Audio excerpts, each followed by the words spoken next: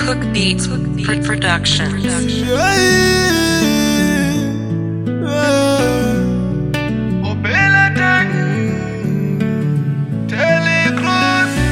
Andirangarire ndichituka mai vangu, ndotoshuvira uvanzi mbuya vaungai.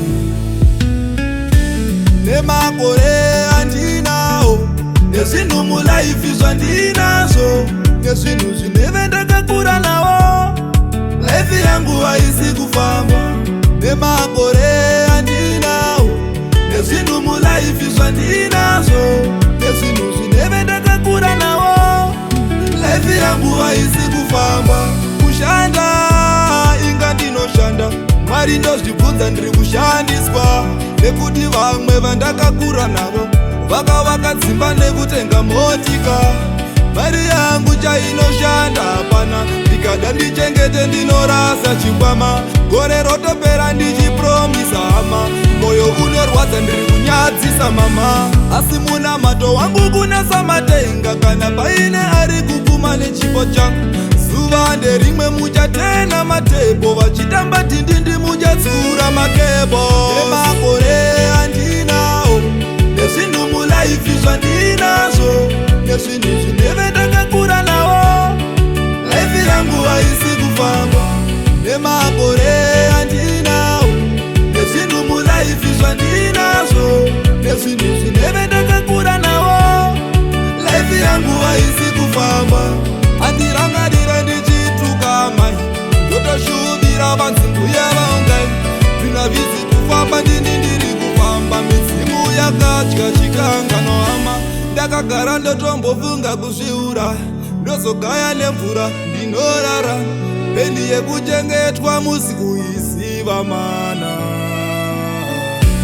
Nemakore andinawo, nezvinhu mulaifi zvandinazvo, nezvinhu zvineve ndakakura nawo, laifi yangu haisi kufamba.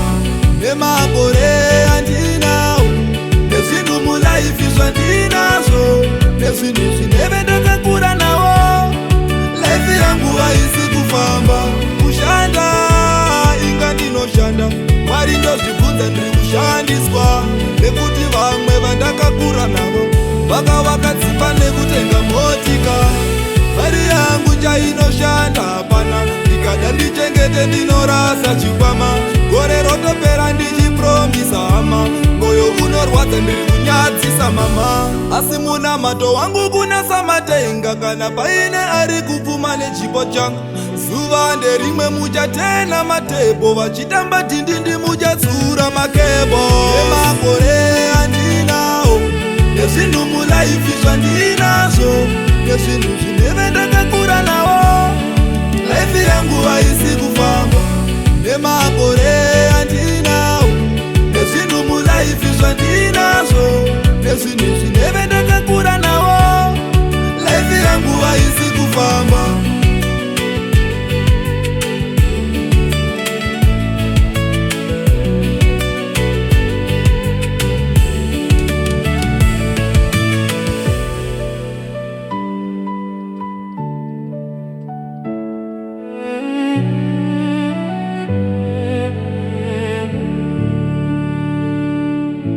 Cook Beats Productions.